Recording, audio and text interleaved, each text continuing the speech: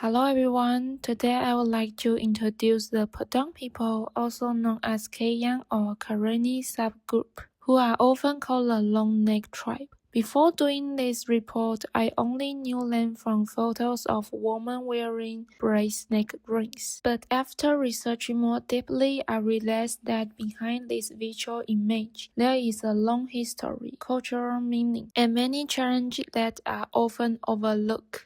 Who are they? The Padaung people originally come from eastern Myanmar. They speak the Kay language, which belongs to the Sino-Tibetan language family. Today, their population is about 147,000 worldwide. Personally, I think it is important to remember that they are not just a tourist tribe, but a real ethnic group with their own language, identity, and history. Background. For centuries, the Padaung live in mountain village and mainly survive through farming. However, in the 1980s and 1990s, conflict with the Myanmar military forced many of them to flee their homes. Many crossed the border into Thailand and ended up living in refuge. When I learned this part, I felt like their culture did not survive because life was easy. It served because the people were strong and resilient. Population and distribution. Today, around 144,000 Padaung people still live in Myanmar, mainly near Loyal Kha and Kay Estate. In Thailand, about 2,800 live in the north, and around 500 live in tourist village in Mae Hong Son. Many of them are still stateless, which means they have limited rights, such as owning land or choosing jobs. From my perspective, this is one of the most serious issues they face, even more than cultural change. Language.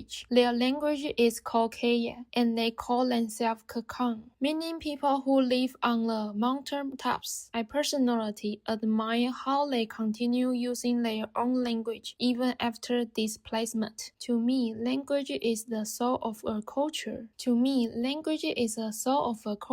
And protecting it shows how deeply they value their identity. Neck ring tradition. The most famous tradition is the wearing of bracelet neck rings. Girls usually start wearing them at around 5 years old, and more rings are added each year until about 25. The ring pushes down the collarbone, creating the appearance of a longer neck. Traditionally, the rings are removed only for marriage, childbirth, or death. At first, I personally felt this tradition might be uncomfortable or even restrictive. But later, I realized that beauty and tradition are defined differently in different cultures. For the Padaung woman, the rings can represent identity, pride, and belonging. Modern change. Today, some young women choose not to wear the ring anymore. Others continue wearing them because tourism provides financial support. In my opinion, this creates a different situation. On one hand, tourism helps families survive. On the other hand, culture can turn into something people feel pressure to perform. I believe tradition should be a choice, not an obligation.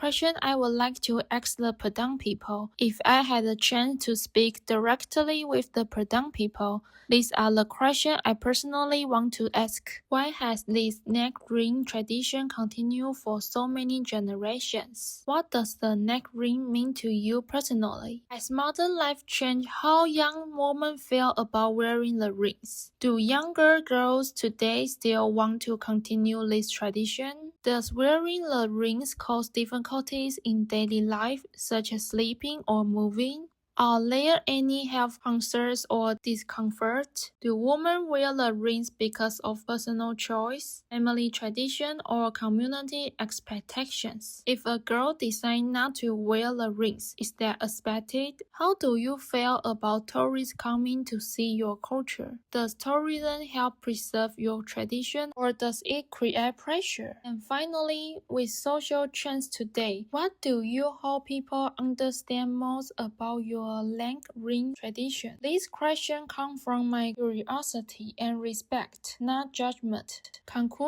In conclusion, the Padaung people are facing the challenge of balancing tradition and modern life. Despite war, migration, and tourism pressure, their culture remains strong. Through this report, I learned that understanding a culture means listening to people's voice, not just looking at their appearance. I believe respecting cultural diversity starts from empathy and understanding different perspectives. Thank you for listening.